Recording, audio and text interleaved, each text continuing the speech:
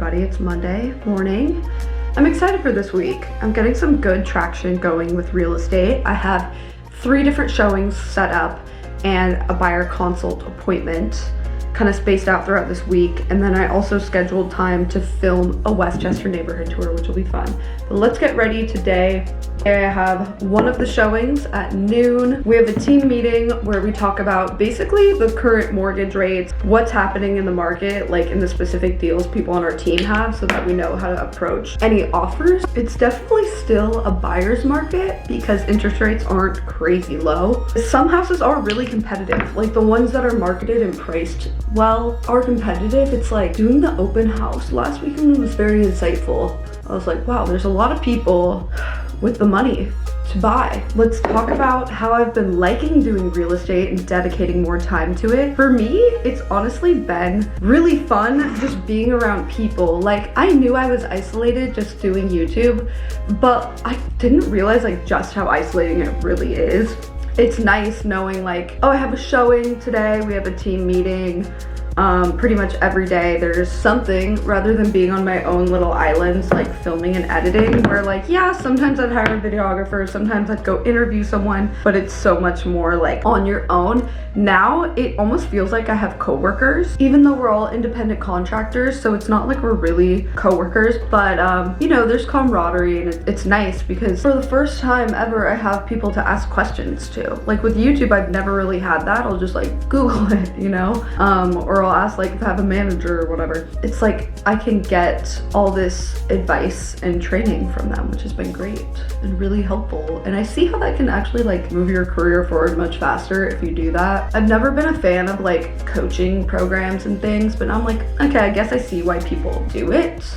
Like, I still haven't ever done that, but I can see how it would be beneficial for people. So overall, I'm liking it, and I'm finding like I still have time to make some YouTube content. Like, I've gotten a couple main channel videos done in the past few weeks. They're just not approved yet to go live by the brands. And it's been nice that it's not like my main central focus. It is more of like a fun, creative thing again, it does feel like. So at times it was difficult because I'd be like, I don't really have enough time, I felt like, but I can now carve out a little more of the time if I need to. All right, quickly put away this delivery. Okay, I'm heading to the brokerage. We have a meeting where we're going over some stuff, but I also need to print out the listing that I'm showing later, and then also I like to do a map of the area, comparable sales, in case they're not familiar with that area, to give more context. At noon, and I'm actually gonna film it right after. Okay, so I'm here a bit early. Turn on all the lights. This house just gets such good natural light in here. I like this light fixture too. I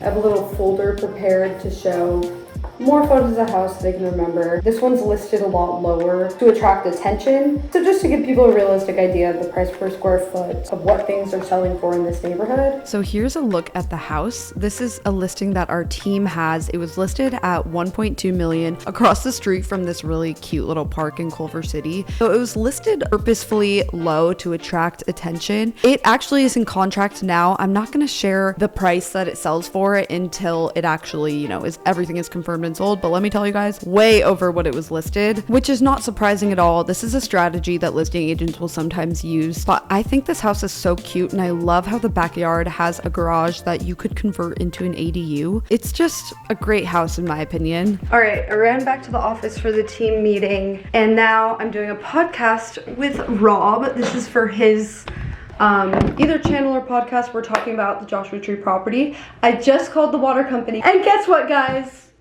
Our water meter is upgraded, and it didn't take as long as I thought it would be. I was just following up to make sure. So that's great news. And we closed on our construction loan. Like, we're ready finally. Well, there's one other thing. Our permits are approved. I think we have to pay one other fee for them to be issued. But the hard part, getting them approved, is done. So that shouldn't take too long.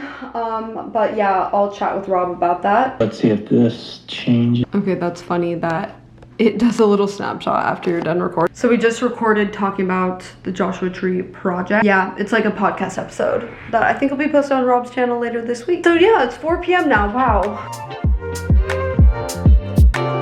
Okay, I am ready. Let's get to filming. I planned out this whole video. I spent like an hour and a half. The planning for a video where I share how much money I make about something is a lot more intense because I have to go through and calculate things and make sure that it's all accurate. So that took a bit, but I'm excited for this one. I think this will be an interesting video. I had to quickly come and get a thumbnail shot for my video with the ball machine. I think it's kind of good right now because it's like cloudy. It's very diffused. Okay, I think I got a good thumbnail shot. We'll edit it later. I'm quickly going to preview a house for someone.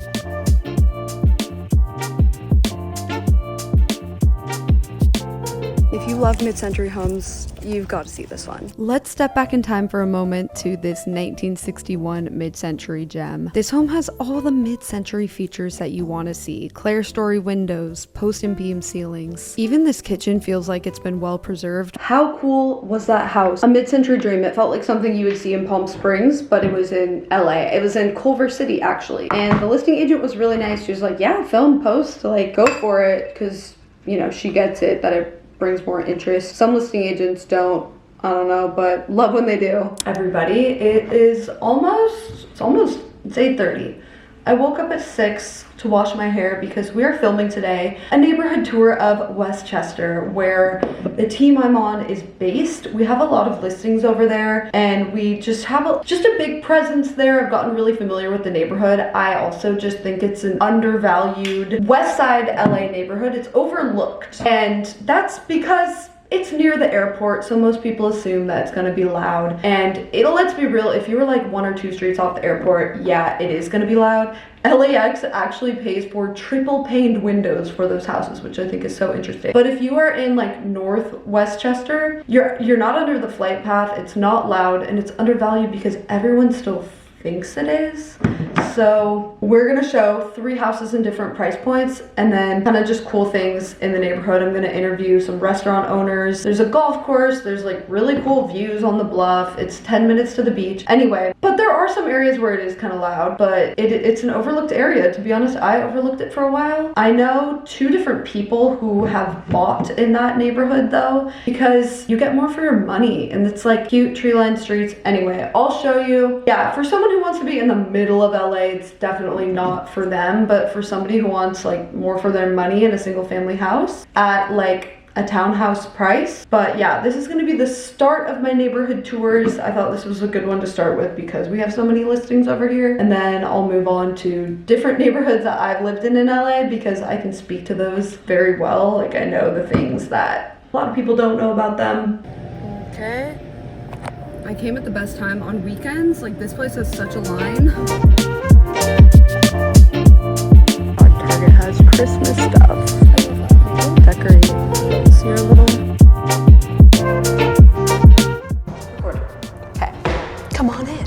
So this is the first listing we started filming at. This one is more of a starter home. I wanted to show a few different price points, and this is the lowest price point. So this one is closer to the airport, but it's a single family house, big lot, huge backyard. If you were looking at any other part of West LA, you would not find a house in this good of condition at this price. Your listing, or this is just a listing? The team's listing. All right, so these bigger houses take way longer to film because we gotta turn on all the lights. Wow, love this tile. Such a cool bathroom. So pretty. Oh my gosh, I love it. Wow, big closet too. Yeah, they did this house right. This is amazing. Gosh, even nice wallpaper in here. So this one's listed at 3.995. Now has an ADU kind of pool house situation. Ooh, can go out there. That's cool. So this is the house we decided to show in the $4-ish million price point because Westchester, it really has a mix. There's houses for $1 million. There's houses for 3 or 4 million. Lots of new construction like this. So just wanted to show every price point. You guys will see the neighborhood tour soon. Right. I forgot how exhausting it is to film a house. So much easier to show it to like a client. Filming is just very tiring, but we got some good stuff. On to the next house. I knew I'd get hungry after that too. It's just a lot of like walking. So The next one. So for the neighborhood tour, I also want to show some cool spots in the neighborhood. So this is a restaurant called Tomat. A lot of people in LA, I feel like, don't know about this restaurant, but they have a rooftop where you can watch the planes, and then inside it's super cozy. So I interviewed the owners and of course had to try the food too. Not even just saying this because I'm filming here, but that is like the best croissant, pain au chocolat, whatever I've ever had. Okay, you guys, I am back. I am tired. I'm gonna edit just the easiest footage I have to edit because my brain needs a break. Filming is fun, but it is stressful. For example, like I forgot the keys were in my pocket at one point. I forgot to put back in the lockbox, locked the house, went to the next house, had to go back to that house to put the keys in the lockbox. And then when I was leaving the second house, left my purse in one of the closets. You're just thinking of a lot of things at once. I'm thinking of what I'm gonna say, the camera angles, the shutter speed, this and that. Like, it's just a lot, it's stressful, but we did it. It was fun too, don't get me wrong. It's just, I'm wiped by the end. So we'll just kind of cut together some of this walkthrough tour footage. I have a whole other video I'm working on about like how much my podcast made, but that one's gonna require a lot more brain power. So I need to work on that one like in the morning, first thing in the morning. Okay, we've got a good amount edited here of the houses that we shot at. There's the $1 million one, $4 million one looks, well, it's no, I think it's 4. This one looks so good on camera. It's amazing. I want to find one that's like 1.5 million because it's at that price point much nicer than $1 million. Not a crazy amount more. Like jumping to 2.5 is quite a bit more, so I don't know. But yeah, it's like 4:40, so let's go get dinner and go to tennis. I'm going to a new tennis group tonight. It's called Rally Reserve. It's a new group.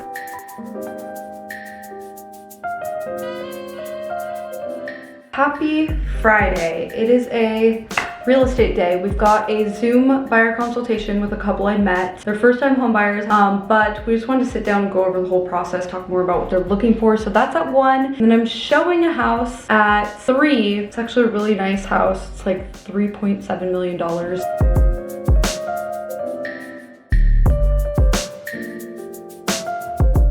Okay, we're getting some footage in another part of the neighborhood. This is North Kentwood. So I like showing this part because there's not really like any airport noise. So this is the listing and then the neighborhoods. It's nice.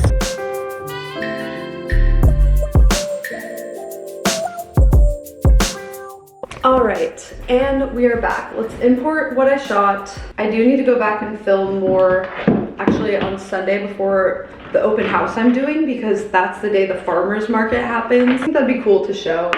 I'm just trying to like show people parts of the neighborhood that like, you know, most people don't know about. I didn't know about, and I lived in LA for so long, you know. Every little pocket of LA has these things that like, unless you live in that little neighborhood, you don't know all the little hidden local spots. All right, so I just did a first time home buyer consultation, explained the whole process to them. We talked about kind of what they're looking for. They're still pretty early in the process, so basically I'll just keep them up to date on what's going on in the market and like check in a bit, but not like, they're definitely not ready to like buy something now, which is fine. So now I have a showing at 3. I feel like I should eat something before. I love this house. It is so cool. Everything. Turn up the lights on. All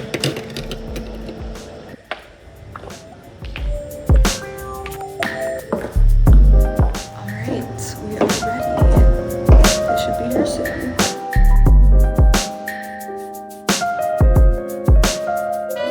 All right. So first stop today is the Westchester Farmers Market to get some B-roll of it and that whole area for my neighborhood tour video. And then we'll go to the open house right after that.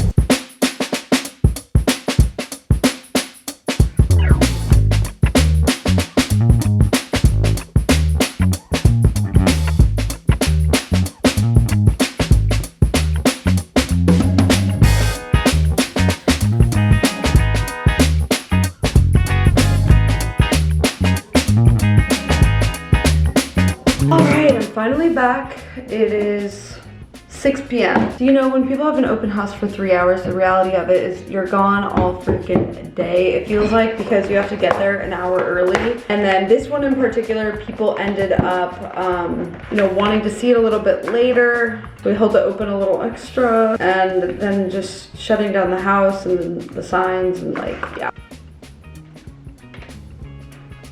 Make it a little space. Like, I feel like I deserve this today because I have just been working so much more lately. Like Saturday morning, I wake up and I edit for 3 hours immediately. Sunday, spending the whole day doing this. Like pretty much every day I'm doing something. Like yesterday I had some chill time too, but I'm like, it's a lot. So rewarding myself.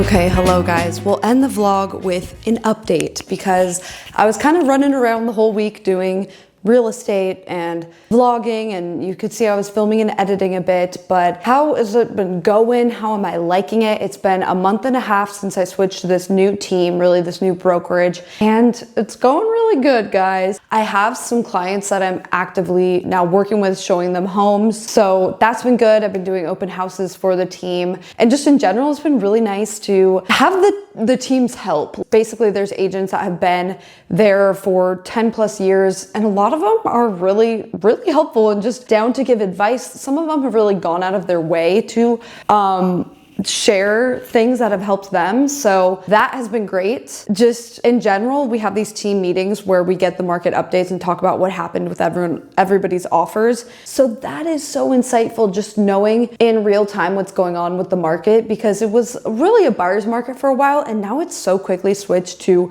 more places are getting multiple offers and a little more competitive because interest rates dropped like the tiniest little bit. There are some things that are staying on the market a long time because they're overpriced and the sellers are unrealistic, but then there are places that are marketed well and are really nice and they're getting a ton of offers. So it's so different for each property, but that's been good. At first though, I will say it was a roller coaster. There were times where I was like, is this even worth my time? Because the training was a time investment and there's an opportunity cost for me because, you know, I can be making YouTube videos and making a lot more money than this time investment of training that at times it felt like learning, at times it felt like just, you know, setting up systems, but I'm through that now so I can balance it better. Another thing that's been nice is just, I feel like I would say I've been focusing on real estate full-time and then YouTube as like a side thing. And it's made YouTube fun again, which was kind of my hope for doing this. So when I was filming like the podcast video that I've been working on, it's almost done. It was like fun to work on it. You only have so much creativity. And when you're forcing yourself to be creative all the time, it's just not very fun. So that's been nice. When I do focus on making a video, it's way more fun again. So I feel like weirdly, the videos turn out better too when I put less time into them. It's this weird paradox. I don't even know how to describe it. I'm also doing a brand deal with Tonal. So I got that set up in my office, as you can see. I will say though, the one con with real estate is people do waste your time. And this is what every agent has told me. Like some people have gotten straight up scammed by people. I haven't experienced that, but I've heard from other agents that I know who have been in the business a very long time, they've had people who literally like pretend they can afford a $5 million house and they can't at all. Which, wow, I just can't believe people even waste their time doing that. That's crazy to me. But you can also kind of suss it out. I think you can you get a gut feeling on that. I've been figuring out what works for me and what doesn't. Most of the people I'm working with right now are people that I know personally and reached out from social media. I've had some people literally reached out from Instagram or they emailed me from YouTube. Our team and a lot of the big teams in LA get leads from Zillow. And I thought I might go with some of those, but that's one where I kind of don't want to pursue it for a couple of reasons. First of all, Zillow is in multiple lawsuits right now. Yeah, it's been kind of a journey of figuring out what is the best way to use my time, and I've kind of figured it out, and I'm excited to do more of the neighborhood tours. So I'm setting up a channel that's going to be LA real estate focused. So for anyone that's looking to move to LA, or whether it's buying or you're just renting, you can get a lot of value out of it because it'll be very thorough of each neighborhood. I know this vlog has been more real estate focused, but not all of them will be like that. I don't want it to be, I don't know, is that boring to you guys? Like, I don't want it to be super boring, but I'll show what I'm up to and what I think is still interesting. But there's also other cool stuff coming up. Like I'm going to an event with Rivian soon. It's like kind of a brand trip. So I'll share that with you guys. I feel like right now I'm like, okay, I've got a good amount of clients I'm working with. But if anyone watching is looking to buy anywhere and you need a recommendation of an agent, I know a bunch in a bunch of different areas, so you can email me. I'll put it down below. Whether you're looking in LA or really anywhere in America, I feel like who you work with is so important because there are good agents and there are bad agents. So if you need a recommendation and you want one that I would use, you can email me. I'll let you know who I think is good and who I would use. Or if you're looking in LA and you're, whether you're early in the search or not, you can always email me. That's gonna be it for this vlog. I'm gonna try and upload more of them. It's just been hard to balance my time. I'll probably just have Olivia edit them more as I vlog, but I hope that you guys enjoyed this one and I'll see you in the next. Bye.